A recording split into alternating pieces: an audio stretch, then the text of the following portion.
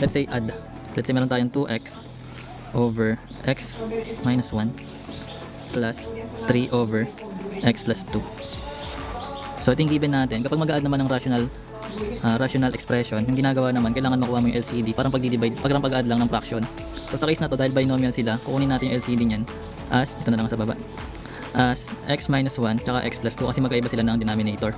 Ngayon, 3. So ganun yung ginagawa. Then copy lang natin yung denominator na x minus 1 tsaka x plus 2. Sa case na to, sa numerator, may pwede tayong i-combine. So pwede natin i-combine yung 4x tsaka 3x. So magkakaroon tayo dyan ng 2x squared plus 7x minus 3. Baka sabihin nyo 7x squared. So hindi po yun ganun. Kasi nag-add tayo. Sa times natin pwede gawin na 4x times 3x. Pero dahil times yun, magkakaroon ka ng 12, hindi siya 7. Pag binasa mo naman siya, alam mo yung gagawin eh. Nyari 4x plus 3x, ibig sabihin mag-add ka. Then iba naman yung 4x times 3x.